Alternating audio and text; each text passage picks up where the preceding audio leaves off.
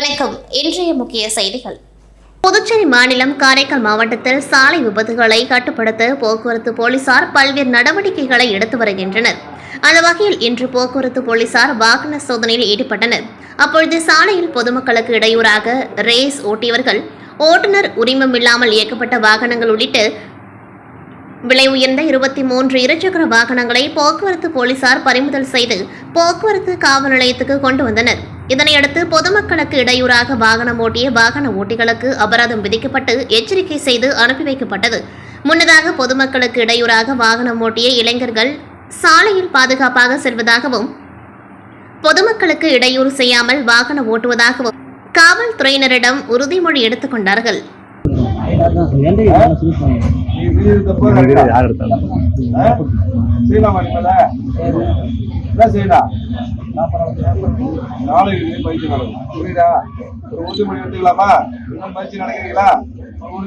சாலை விதிகளை கடைபிடிப்பேன், விபத்தினை தவிர்ப்பேன்.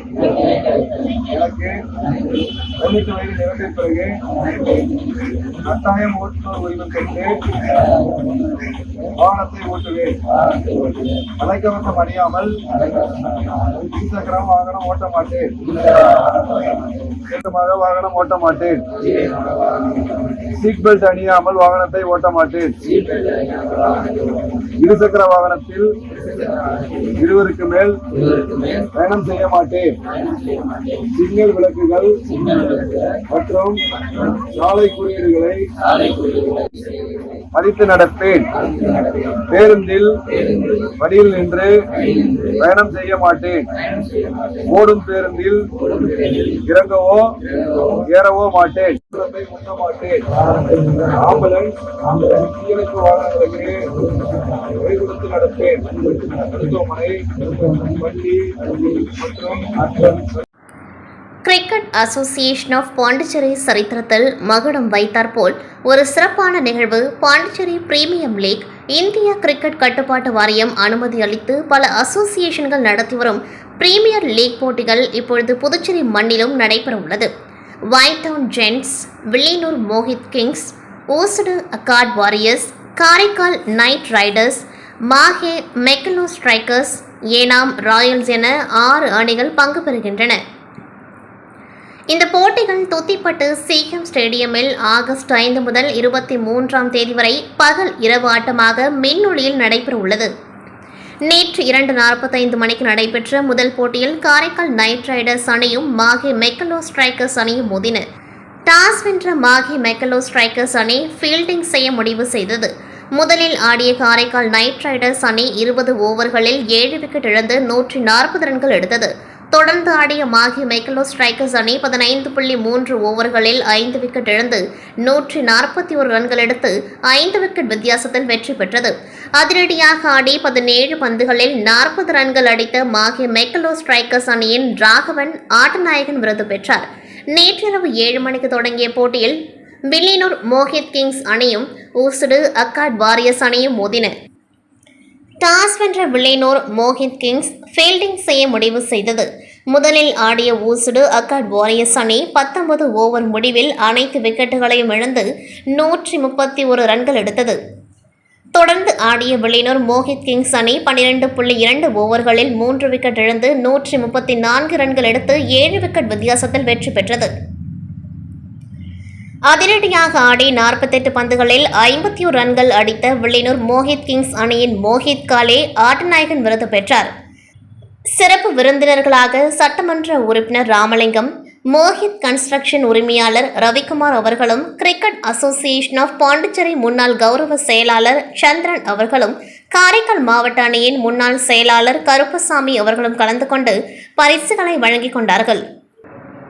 இன்று பிற்பகல் 2:45 மணிக்கு தொடங்க இருக்கும் போட்டியில் யானாம் ராயல்ஸ் அணியும் ஒயிட் டவுன் ஜென்ட்ஸ் அணியும் இன்று மோத இருக்கின்றது.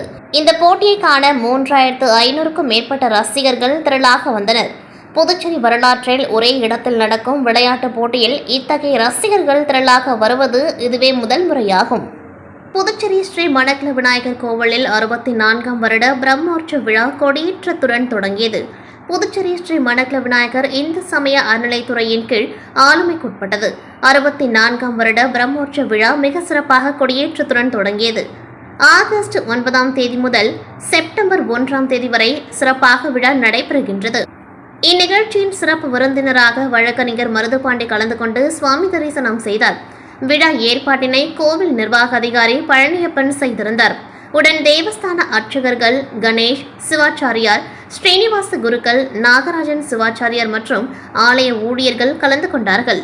காரைக்கால் அடுத்த கோட்டச்சேரி எம்ஜிஆர் சாலை பகுதியில் அமைந்துள்ள அருள்மிகு ஸ்ரீ யோகேஸ்வரி அம்மன் ஆலயத்தில் ஆடி 4வது வெள்ளியை முன்னிட்டு மகாலட்சுமி பூஜை எனும் திருவிளக்கு பூஜை நடைபெற்றது. இதில் ஏராளமான பெண்கள் திருவிளக்கு பூஜையில் கலந்து கொண்டு குத்துவிளக்கை அம்மனாக பாவித்து குங்குமம் இட்டு பூஜைகள் செய்து ஸ்ரீ யோகேஸ்வரி அம்மனை வழிபட்டனர். தொடர்ந்து வண்ண மலர்களால் அம்மனுக்கு சிறப்பு அலங்காரம் செய்விக்கப்பட்டு மகா தீப ஆராதனை நடைபெற்றது. ஆடி 4வது வெள்ளியை முன்னிட்டு நடைபெற்ற திருவிளக்கு பூஜையில் ஆலய அறங்காவலர் குழு நிர்வாகிகள் உள்ளிட்ட ஏராளமான பக்தர்கள் கலந்து கொண்டு சுவாமி தரிசனம் செய்தனர்.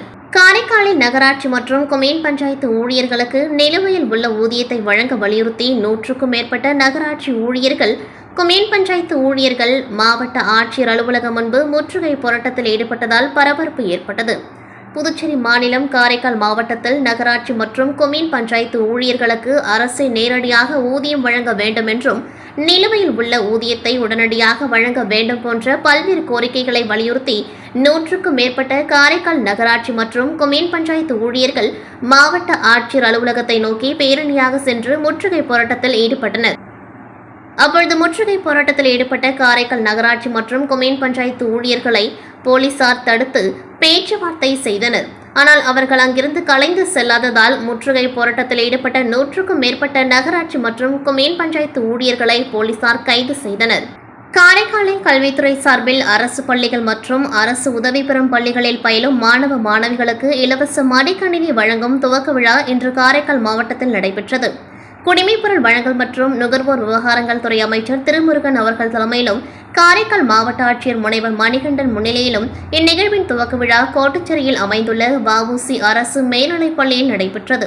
காரைக்காலில் மொத்தம் 1460 மாணவ மாணவிகளுக்கு அமைச்சர் தலைமையில் இன்று மடிக்கணினிகள் வழங்கப்பட்டது.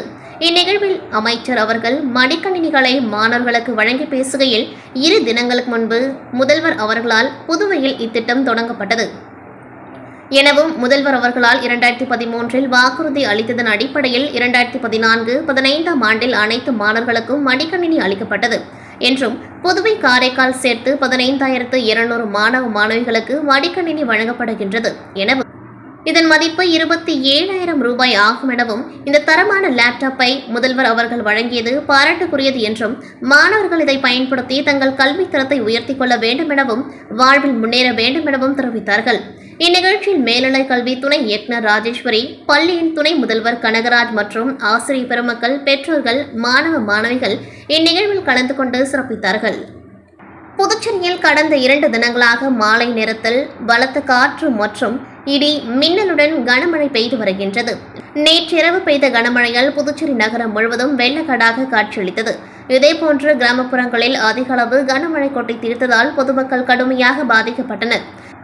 நேற்றிரவு திருவோணை தொகுதி வம்புப்பட்டு கிராமம் மாரியம்மன் கோவில் வீதி பகுதியில் பயங்கர சத்தத்துடன் இடி மின்னலுடன் கூடிய மழை பெய்ததால் திடீரென்று உயர் மின்னழுத்தம் ஏற்பட்டது.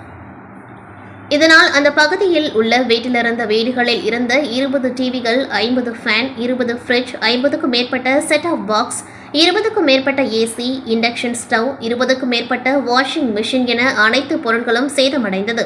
மேலும் இடி தாக்கியதில் அந்த பகுதியில் உள்ள தென்னை மரங்களும் சேதமடைந்தது. இதனால் அந்த பகுதியில் பெரும் பரபரப்பு நிலவி வருகின்றது. வீட்டில் உள்ள பொருட்கள் சேதமடைந்ததற்கு அரசு உரிய இழப்பீடு வழங்க வேண்டும் எனவும் அந்த பகுதி மக்கள் கோரிக்கை விடுத்துள்ளனர். இத்துடன் செய்திகள் நிறைவடைகின்றது. நன்றி, வணக்கம்.